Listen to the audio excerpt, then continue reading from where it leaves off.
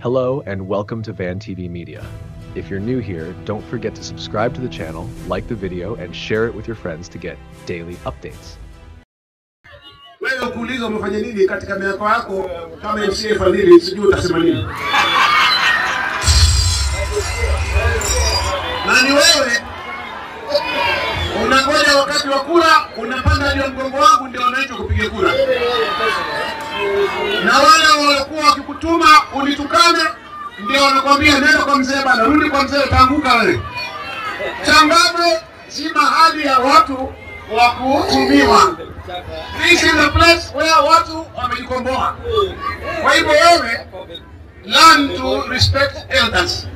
Watu wa Changamwe ni hiyo tabia. Usipatie vijana pesa kunitukana. Unajua mimi nikimpeleka hiyo kijana huko polisi atafungwa na wewe utaweza kumtoa huko. Kwa hivyo wewe chunga line yako. Chunga line yako kabisa. Na kama huna heshima tutakufundisha heshima hapa Changamwe. Umeasikia wenyewe? Hizo zinaitwa vitisho. Maanisha jikoni inaanza kwa moto. Dakika 2. Thank you Mr. Speaker. Naenda one on one kwa hiyo mada Omar Mwinyi. Kwanza tukiangalia hapa Changamwe, tukiangalia hata kwanza kwa hii bunge since ianze hadi kwa sasa. Tukiangalia kazi ya Omar Mwinyi anang'ara na pesa ya serikali ya CDF na zingine. Anasema kuwa amesaidia Changamwe. Mbona asikuja hapa Changamwe asaidie vijana? Vijana wengi wako jobless. Wakati Fadhili ameamua kusaidia vijana, sasa yeye anaanza kusema anatukanwa. Hiyo ni matusi gani? Wakati mtu ameamua kusaidia vijana, anasema vijana hawana kazi na kuwatoa chini, removing them from nothing to something. Yeye anasema hiyo anatukanwa. Sisi kama vijana tutapigia kura mtu mwenye anatusaidia. Si lazima kwanza ukue hapo kiongozi. Tunataka ule mwenye kwanza kwa hapo ground. Mandugu zetu hapa wanatusaidia. Sisi wenyewe tunajisaidia hapa kama wanabunge kupata kazi. Kisha mtu anasema hiyo ni matusi, anatukano. Hiyo ni matusi gani? Yeye anasema amefanya kazi, ndio anasema amefanya kazi. Lakini amefanya kazi kupitia serikali, pesa ya CDF.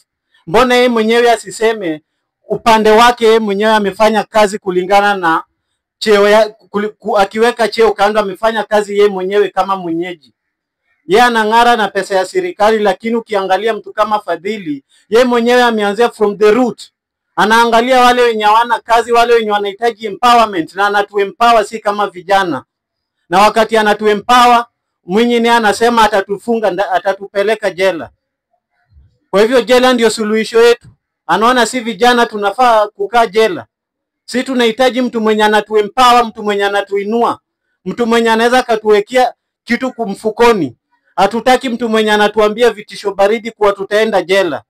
Si tunataka mtu mwenye anasimama na wananchi. Si mtu mwenye anahangaisha wananchi, anasema ukijaribu kuinuka juu, when you are consciously know what you are doing, anasema hiyo ni mbaya kwa utapelekwa jela. Si hatutaki hiyo. Si tunataka mwenye anatuinua sisi kama wanachangamwe. Wale wenye hawana kazi, wale wenye hawana msimamo, wanapata msimamo na wanapata mahali ambapo wanaweza, they can have a voice to speak. Kiongozi wetu ambaye tunamwenzi ambaye ni Bwana Omar Mwinyi ameongea mambo makali sana. Kutishia. Bwana Spika, mimi nauliza hivi. Bwana Omar Mwinyi, hicho kiti haukukipata kikiwa wazi, kulikuwa na mpinzani, kulikuwa na mtu alikuwa kwa hapo. Kwa nini wewe hutaki kupata ushindani? Tulitoa mtu, kwa nini wewe usitolewe? Wewe ni nani ambao huwezi tolewa, ambao unatishia watu, unasema sasa utawapeleka polisi? Na ni sheria gani na ni katiba gani nasema mjumbe akipeleka mtu polisi hawezi tolewa kwa bili? Manake yale ambayo ulisema mtu akipelekwa polisi hawezi tolewa kwa kauli ambayo inaonyesha kuwa wewe ukiwa pale ukipeleka mtu hawezi tolewa. Mimi nasema Changamwe ni eneo uhuru na kila mtu atafanya kampeni zake bila kushitishwa na mtu yoyote. Na sisi kama mimi Joel Ayo anasema raundi hii 2022 unatuambia hapa umefanya makubwa Changamwe. Makubwa gani umefanya Changamwe? Makubwa gani umefanya Changamwe? Na tunaona industrial area hapa Changamwe watu hawana kazi. Watu hawana kazi. Na wewe sasa unatuambia umefanya makuu. Makuu gani? Na industrial zote zimelala. Refinery imelala under your leadership. Kabro hatukuli kabro. kabro ni lazima tukule, tufanye upeweke kabro, manake hiyo ni pesa ya mwananchi, si ni pesa ya NGCDF. Unatutangazia kabro, tutakula kabro na hatuna pesa, hatuna makazi. Watu wanalia Changamwe, huu uwanja wote watu ulala hapa. Unatuambia kwani Mvita kuna mtu analala nje? Mvita kuna mtu analala nje? Hata baadi sahi hata ako juu yako. Manake sasa ukienda kule uwezi pata mtu analala nje, lakini hapa Changamwe utapata watu wamelala hapa, hawana mahali pa kwenda. Vibarua hakuna, na hapa industrial area wewe ndio umekaa hapa kama kiongozi. Kuna poti hapa, hata Eric Kajembe. Marehemu Kajembe Mungu amweke mahali pema, lakini hii under leadership wa bwana Kajembe tuliona watu wengi walienda na port, walipata kazi kwenda port. Wewe ni nani ambaye atasimama hapa hata kwa hii bunge aseme kuna mtu amempeleka under kati ya Mheshimiwa Omar Mwinyi port? Yuko wapi?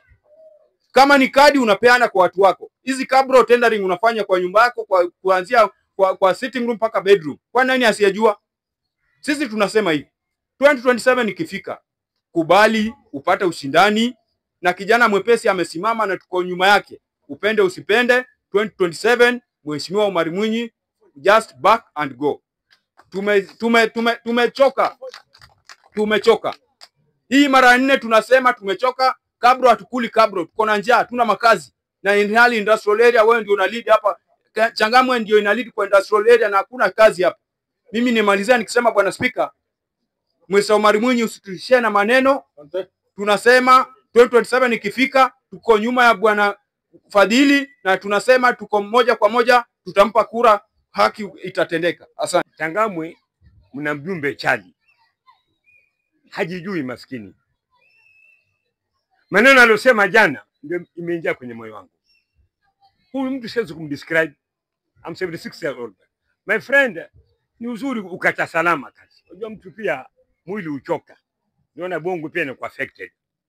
Wewe mjumbe mzima, juzi tu hata wiki moja bado, kwenye sherehe ya kitakatifu ya Idi Mbarak, sherehe ya Mungu, unaongea pale katika municipal headquarter, town hall pale inaitwa Treasury Square. Hao ndio makao makuu ya kiserikali kabla uhuru. Treasury Square inaitwa hapo kizungu. Unasema bwana Raila, sisi watu wa Mombasa hapa municipal kazini, nyinyi watu wa bara ndio mko wengi, sisi watu wa Mombasa tuko kidogo pale kazini. Wewe kweli ana akili kweli jamani? Ni mtu mzima. Hebu nenda Makadara hospitali uangalie sura pale ni onge. Nenda polisi hospitali uangalie sura pale ni wapi. Wewe mtu mmoja unasema kwamba watu wa bara ni wengi. Na watu wa bara ndio wewe unategemea hapa Changamwe kupekura. Na huku unasema wameandika wengi. Kweli akili yako iko mzima kweli wewe? Wewe mtu mmoja, mimi nakumbuka, mimi nachuki na wewe direct. Kama kuna mtu akamwambie hakuna mtu mnafiki kama Omar Mwinyi. The highest class of mnafiki. Hana haya, mrongo, ana ahadi. 1992 tukiwa Mvita, kwa mdomo wake anasema, ndugu zangu wa Kiislamu, msimpe kura huyu Muislamu Nasiri. Nasiri anasaidia makanisa na anapeleka maiti za watu wa bara. Huyo ni Muislamu gani mwenye kusaidia kanisa? Huyo ni kafiri. Alisema kule. Hiyo maneno iko kwenye moyo wangu mpaka leo. Akiwa Majengo, Waarabu asubuhi hata kuna Nasiri anasaidia makanisa, huyu atoa Harambee anasaidia maiti kupeleka bara. Na mtu mmoja huyu. Leo na ajabu na kuja Changamwe, wewe ingia Kimbilio, wewe ingia Sile Catholic, wewe sio enda pale kwa Pastor Danieli. Sasa pale unapoingia ni magodown yale. Yale unaingia ni magodown wale. Yale ya Mombasa si kanisa. Haya ndio magodown unaingia Mwalimu. Uenda kwa Kristo Kimbilio watu mchango. Wewe kwa mtu wa kwanza kuja ni wewe. Utakuita 3,000. Akifa Mbaluya 5,000. Mjaluo akifa 10,000. Tunachanga hivi, tunajua mchezo. Wewe unaombea watu wafe, tutaki kazi. Nakwambia Mheshimiwa Mwinyi, toka. Kajembe amekufa lakini amefuka. Kajembe alipeleka Wakamba kazini. Tunawajua. Wajaluo tunawajua. Waswahili tunawajua. Hakubagua mtu. Wewe umepeleka Mkamba gani?